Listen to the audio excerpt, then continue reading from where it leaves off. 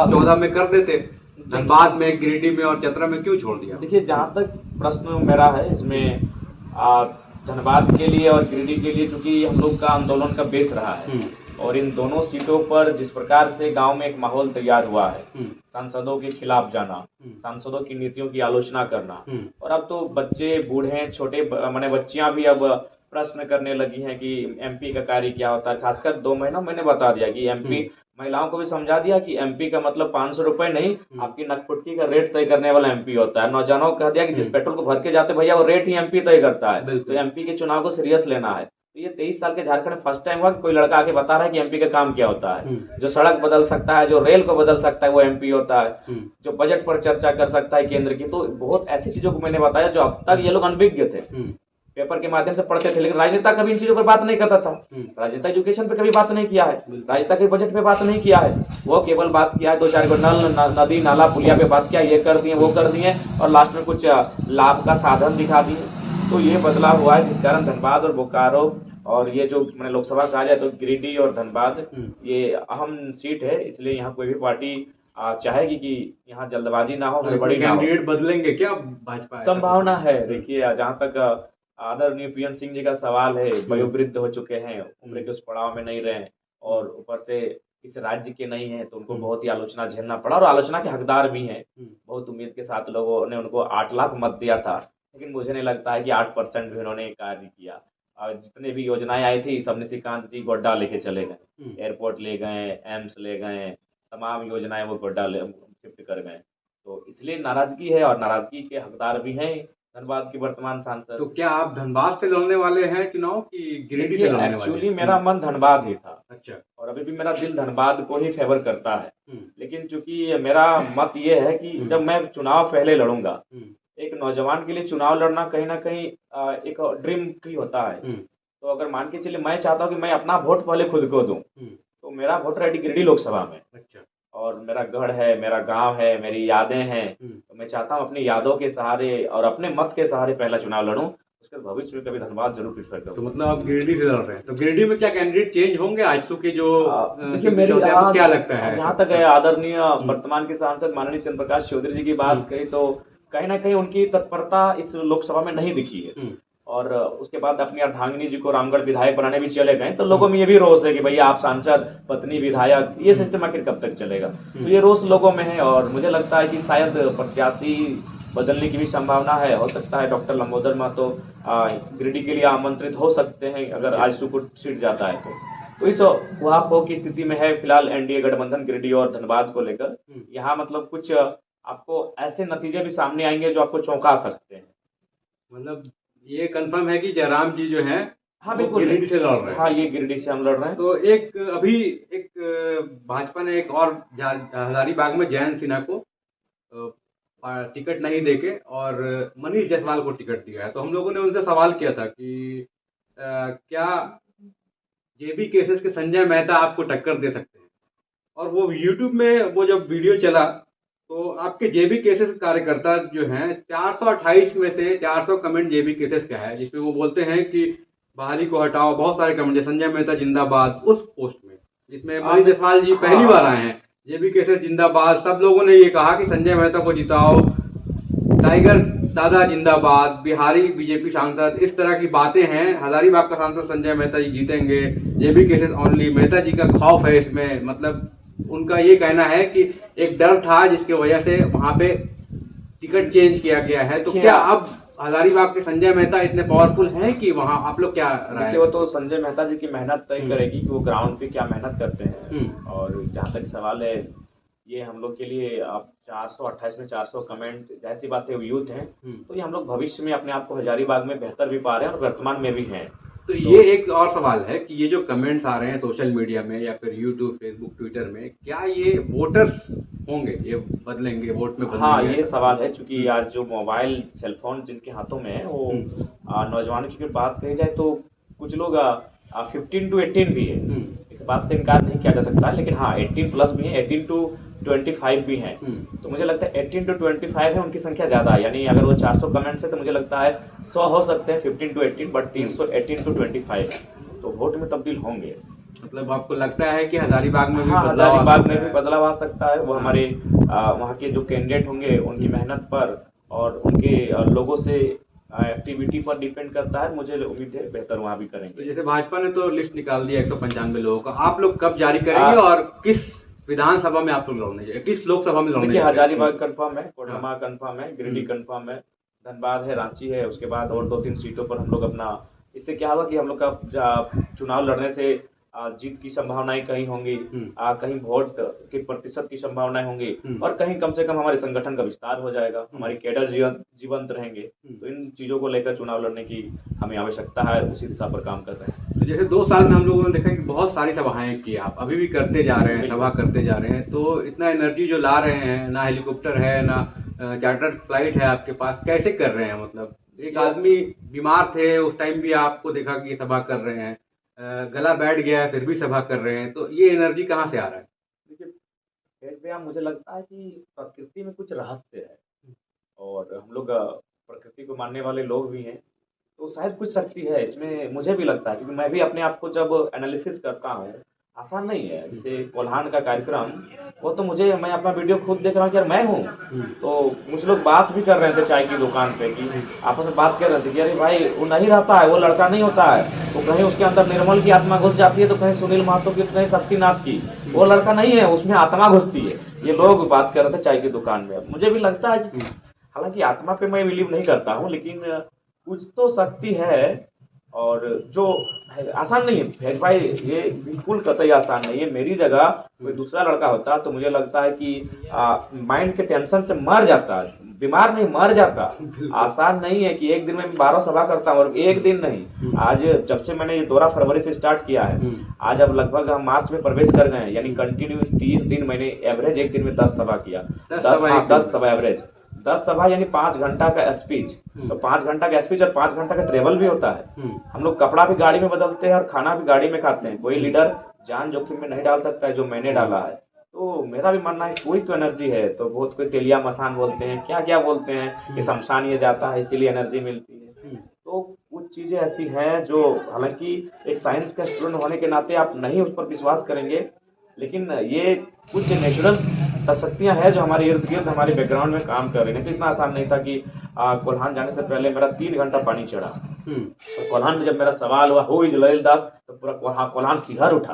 पूरा कोल्हान, जहां तक मेरी आवाज गई उस जमशेदपुर के क्षेत्र में, जहां तक माइक से मेरी आवाज गई, पूरा क्षेत्र सिहर उठा था। क्या बच्चे, क्या बूढ़े, क्या महिलाएं, सबका शरीर का रोंवा खड़ा हो चुका जब हमने सवाल किया कि कत्ल होगा सुनील महतो का, कत्ल होगा निर्मल महतो का, और यहाँ एसएसपी महोदय आएंगे, उनकी पत्नी यहाँ असिस्टेंट जीएम के पद पर कार्य करेगी, ये अब बर्दाश्त नहीं होगा। तो ये एनर्जी कहाँ से आई, मैं खुद हतप्रभ हूँ कि मैंने आश्चर्यचकित हूँ कि भाई एनर्जी खासकर कल कहाँ से आई। तो इस दौरान 2 साल में बहुत सारी घटनाएं घटी, इवेंट हुए पॉलिटिकल, वो सारा एक आंदोलन था। अब जो है वो पॉलिटिकल है, तो अब किस मुद्दे पे लोगों के सामने वोट मांगने जा रहे हैं? पहले तो ठीक था, आप आंदोलनकारी की तरह जा रहे थे, लोगों को समझा रहे थे, बता रहे थे, 40-40 मिनट 50-50 मिनट का स्पीच दे रहे थे। अब जो है लोकसभा चुनाव आ गया है, अब मुद्दा इंपॉर्टेंट होता है कि किस मुद्दा पे हम लोगों को बात बताएं और लोग उस मुद्दे पे वोट दें। अब क्या रहेगा आपका मुद्दा? क्योंकि विधानसभा का मुद्दा 1932 था आपका, भाषा खतियान के आधार पे था, लेकिन लोकसभा का जो मुद्दा है ये बिल्कुल अलग रहेगा। आप लोग किस मुद्दा को लेके आगे जा रहे हैं?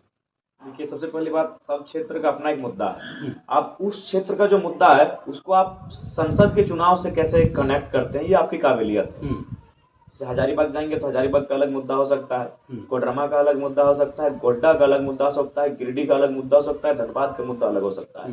अब सवाल है कि जो गिरिडीह लोकसभा से जो प्रत्याशी आपका चुनाव लड़ेगा, उस प्रत्याशी में कितना सामर्थ्य है, उसका कितना विवेक है कि अपने विवेक से गिरिडीह के मुद्दों को संसद के साथ कनेक्ट कर सके। तो अगर जैसे मेरी बात है तो यहाँ माइंड्स आता है, माइंड्स पर चर्चा करने का राइट संसद में होता है, यानी संसद वो जाके खड़ा होकर माइंड्स के एक्ट पे चर्चा करेगा।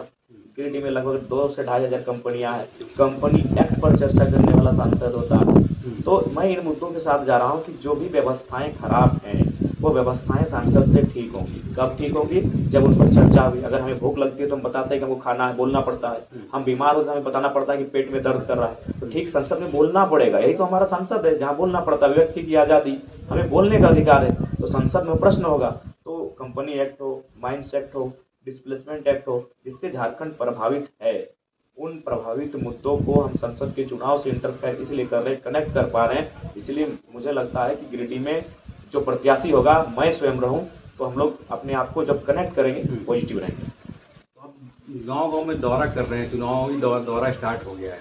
कैसे लोगों को मतलब वो कर रहे हैं? एक ये तो माइंस वाला जो आपने बताया इशू, तो बहुत बड़ा मुद्दा है, एक इंटेलेक्चुअल क्लास ही समझ पाए, लेकिन आम जनता जो है, जो यहाँ रहता है, आप समझ लीजिए कि झोपड़ी में रहता है या फिर मिट्टी के घरों में रहता है, उनसे कैसे कनेक्ट करेंगे आप? हाँ, बिल्कुल बिल्कुल, उनसे कनेक्ट करने का सीधा साधन है कि गिरिडीह लोकसभा नहीं करने से भी अनुमान 3 लाख से 4 लाख, 3 लाख, लगभग 3 लाख के आसपास लोग मैंने विस्थापित मैंने पलायन हुए अन्य राज्यों में। तो यानी 3 लाख एक बहुत बड़ी आबादी होती है। तो उनसे कनेक्ट करने का ये कारण है कि देखिए, हम यही कहते हैं कि अगर आपका बेहतर एमपी होता, अगर वो आपके लिए लड़ता और अगर कंपनियों से सौदेबाजी नहीं करता, तो आपको 20 किलोमीटर में ही रोजगार मिलता। आखिर आप क्या कर रहे हैं? हमने ये भी कहा कि हम कोई चमत्कार नहीं कर देंगे कि आपको 1 लाख की तनख्वाह हो जाएगी, लेकिन आप वही 10,000, 15,000, 20,000 की तनख्वाह कमा रहे हैं, जो गुजरात में कमा रहे हैं, जो महाराष्ट्र के माइंस में कमा रहे हैं, और झारखंड में आपका 20 किलोमीटर में कमाते हैं। 2000 किलोमीटर दूरी जाने की आवश्यकता नहीं पड़ती। तो इन चीजों से लोग प्रभावित हैं कि बूढ़ी माँ घर पे, उनकी पत्नी घर पे, नवविवाहित पत्नी और उनका पुत्र विवाह करने के बाद प्रदेश चला जा रहा है। तो अगर बेहतर एक्ट, बेहतर रिप्रेजेंटेटिव हमारा रहेगा, तो लड़के हमारे अधिकार को हमारी एरियाज में दिलाएगा। तो इन चीजों से वो काफी प्रभावित है कि लड़का सही बोल रहा है कि जब यहाँ असीम खनिज संपदा है, असीम रोजगार के साधन है, यहाँ इतने रॉ मटेरियल्स हैं, छोटी मोटी बड़ी कंपनियां अनगिनत हैं, तो फिर हमारे राज्य के लोगों को 2000 किलोमीटर की दूरी तय क्यों करना पड़ रहा है?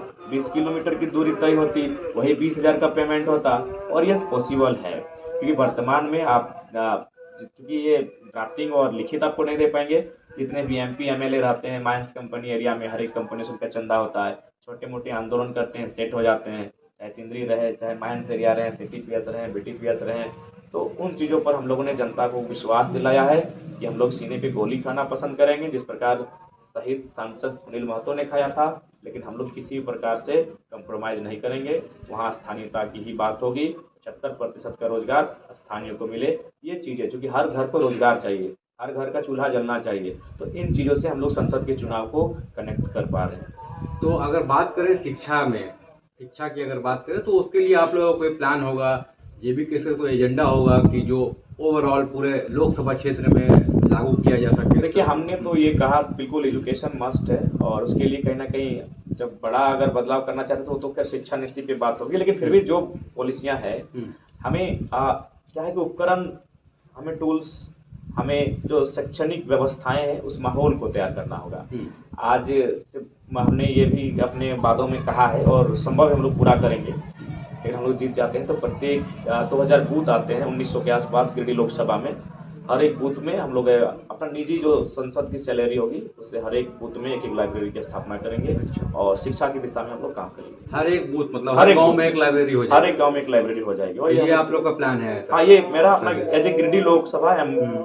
बाकी जो उनकी क्या प्लानिंग है, जो हमारे प्रत्याशी कोडरमा वालों का क्या प्लान है, हजारीबाग का, लेकिन जब केंद्र अध्यक्ष फॉलो करेगा तो उनको भी फॉलो करना होगा, क्योंकि आखिर लोग उनको अगर मत देंगे तो कहीं ना कहीं जिस प्रकार आज नरेंद्र मोदी जी भारतीय जनता पार्टी को लीड कर रहे हैं, राहुल जी कांग्रेस को लीड कर रहे हैं, जेबीके को हम लीड कर रहे हैं, तो जाहिर सी बात जब आपका लीड करने वाला लीडर अगर इस प्रकार सोच सकता है तो बाकी लोग भी सोचेंगे, ऐसा नहीं कि वे लोग नहीं सोचेंगे। तो हमने बाकायदा ये भी कहा कि अगर संसद के कार्यकाल को देखा जाए तो लगभग 1,80,00,000 का उनको ओवरऑल पेमेंट होता है, और अगर 2000 लाइब्रेरी में अगर 1,000 के पुस्तकों को अगर गुना किया जाए तो 20 लाख में सिमट जाता है। तो 20 लाख अगर अपनी सैलरी में से हम लोग अगर दे देते हैं तो कोई बड़ी बात नहीं होगी, और बड़ी बात होगी भी तो क्या होगी, बेहतर बात होगी, शिक्षा के लिए दे रहे हैं। वैसे भी राजनीति का मतलब क्या है, एक संत की तरह राजनीति होनी चाहिए। क्या है तामझाम, क्यों इतनी बड़ी बड़ी गाड़ियां, इतने महंगे महंगे लाइफ स्टाइल, क्यों इतनी बड़ी बड़ी महंगियों की मैंने 40-50 के क्यों कुर्ते और पजामे देखिए 150 के टी शर्ट पहन के घूम रहे हैं, मार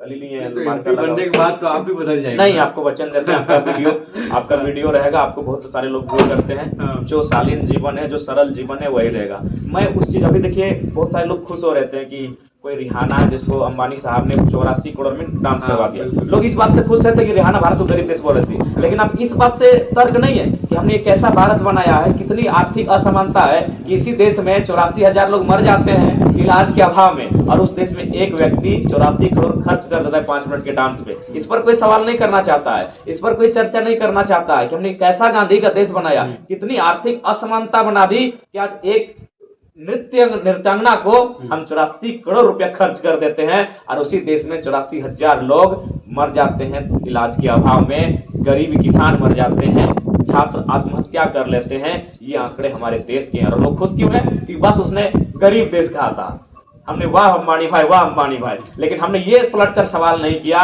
इस देश की सिस्टम से कि हमने एक कैसी व्यवस्था बनाई है, बताइए कैसी व्यवस्था है।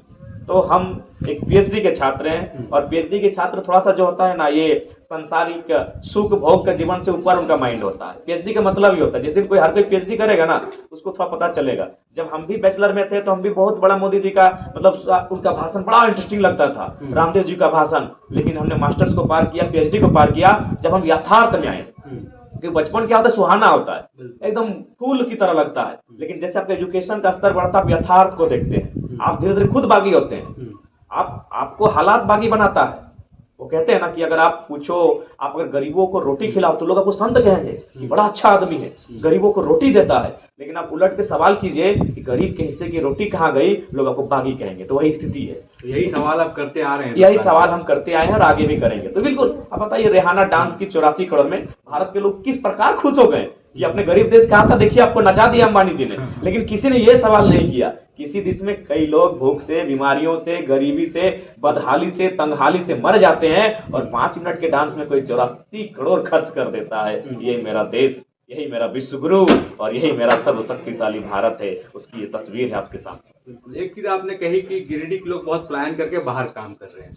जब लोकसभा चुनाव आएगा तो क्या वो लोग आएंगे वोट देने के लिए यहाँ पे? या फिर एक और बात चल रही थी पहले कि महतो राजनीति करते हैं, महतो लोग आपके साथ है, सिर्फ कुर्मी लोग साथ में सिर्फ हैं, बाकी लोग नहीं हैं। इस पे क्या काम हुआ है, कितना काम हुआ है और वो लोग कितना आपके सपोर्ट में अभी है? तो कल तो सिख समुदाय के लोग हमारे पार्टी का दामन था, हो समुदाय से थे, अल्पसंख्यक महिलाएं कल हमारे मंच पर थी। तो देखिए, चूंकि पॉलिटिकल पार्टियों ने पहले प्रयास किया कि लड़के को खिलाओ पिलाओ, पैसा की बात करो, कपड़ों की बात करो, बढ़िया लाइफस्टाइल की बात करो।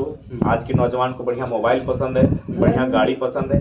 जब इन प्रलोभन पे हम नहीं उनके साथ जा पाए, अब क्या देखा तो कहा कि भाई कोई कार्ड खेलो, तो फिर जाति कार्ड लेकर आए, उस पर भी टिक नहीं पाए, अब फिर कोई नया पैतरा आजमाएंगे। लेकिन हम वचनबद्ध हैं, हम लोग राजनीति संत वाली राजनीति करने आए हैं, जनता के हितार्थ की राजनीति करने आए हैं। हमारा जो लाइफ स्टाइल चुनाव जीतने से पहले का था, थोड़ा सा बिजी शेड्यूल हो सकता है, टफ हो सकता है, बट जीवन जीने का स्टाइल वही साधारण रहेगा। ये हम लोग वचनबद्ध हैं। लेकिन मेहनत अभी तो बहुत ज्यादा है, क्योंकि मेहनत पूरे भारत देश में, अपनी तारीफ नहीं करेंगे। आप भारत देश के एक भी इतिहास को दिखाइए, एक व्यक्ति ने एक दिन में 10 सभा किया हो। राहुल गांधी भले भारत के दौरे पर थे, लेकिन गाड़ी उनकी पार होती थी, भाषण इक्के दुक्के पर देते थे, 5 मिनट का संबोधन होता था। हमने एवरेज 40 मिनट करके एक दिन में 10, 12 यानी 5-6 घंटा स्पीच अभी एक दिन नहीं, कंटिन्यू 2 महीना से दे रहे हैं। इस दौरान सेहत भी खराब हुई थी, बहुत बार 30-45 दिन आप बाहर भी रहे थे, कहीं बाहर गए थे। बिल्कुल। तो उस दौरान क्या चल रहा था दिमाग में? उस दौरान दिमाग में मतलब चल रहा था यही कि कम से कम इस समय तो सेहत खराब ना हो, लोकसभा का चुनाव हो जाए, उसके बाद 2 महीना बीमार हो जाए, बेड पे पड़ जाए, दिक्कत नहीं है, फिर विधानसभा में बैकअप कर लेंगे। अपना पूरा ताकत लगा देना है, पूरा ताकत लगा देना है। लेकिन मैं आज खुद दिल से कहता हूँ, हालांकि हमारे समर्थकों को थोड़ा सा लगेगा, लेकिन मुझे कभी कभी फील ऐसा होता है कि मैंने अपनी आयु को 10-15 साल कम कर लिया है। अच्छा, हाँ, कि अगर मैं 70 साल जीत पाता तो मुझे लगता है कहीं 50 क्रॉस करने के बाद मुझे कभी कभी ऐसा फील होता है कि शायद मेरा शरीर अचानक एक दिन कुछ ऐसा जवाब ना दे जाए। क्योंकि अंदर से ये फील होता है, ये मेरी अपनी, क्योंकि मैं अपने आप सब घर पे अपने शरीर को अनुभव करता है, तो मैं अपने शरीर को कभी कभी ऐसा अनुभव करता हूँ। क्योंकि मैंने 2 साल में बिल्कुल नहीं चालू कर दिया, बोला तो मैं 4 घंटा इसी दुनिया में मार्टिन लूथर किंग हुए, भीमराव अंबेडकर हुए, कार्ल मार्क्स हुए, लेकिन 4 घंटा स्पीच बिना पानी पिए स्कॉर्पियो के छत पे खड़ा होकर एक ही पोजीशन में इम्पॉसिबल था।